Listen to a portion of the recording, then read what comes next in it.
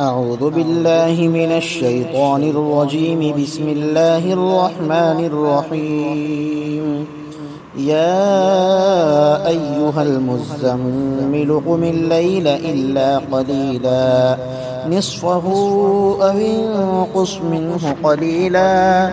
أو زد عليه ورتل القرآن ترتيلا إنا سنلقي عليك قولا ثقيلا إن ناشئة الليل هي أشد وطئا وأقوم قيلا إن لك في النهار سبحا طويلا واذكر اسم ربك وتبتل إليه تبتيلا رب المشرق والمغرب لا إله إلا هو فاتخذه وكيلا واصبر على ما يقولون واهجرهم هجرا جميلا وذرني والمكذبين أولي النعمة ومهلهم قليلا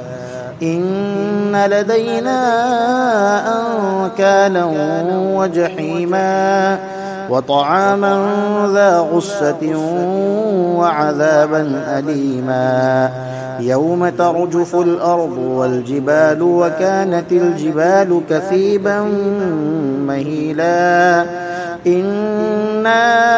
أرسلنا إليكم رسولا شاهدا عليكم كما أرسلنا إلى فرعون رسولا فعصى فرعون الرسول فأخذناه أخذا وبيلا فكيف تتقون إن كفرتم يوما يجعل الولدان شيبا السماء منفطر به كان وعده مفعولا إن هذه تذكرة فمن شاء اتخذ إلى ربه سبيلا إن ربك يعلم أنك تقوم أدنى من ثلثي الليل ونصفه وثلثه وطائفة من الذين معك والله يقدر الليل والنهار علم أن لن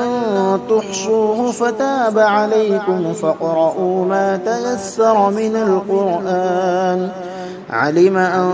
سيكون منكم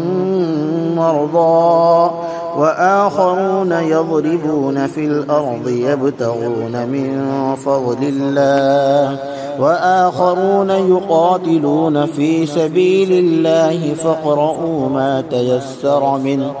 وأقيموا الصلاة وآتوا الزكاة وأقرضوا الله قرضا حسنا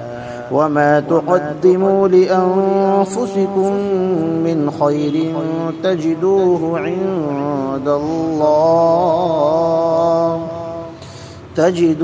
عند الله هو خيرا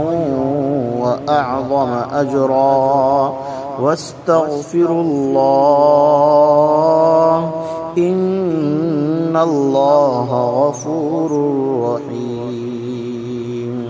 صدق الله العلي العظيم.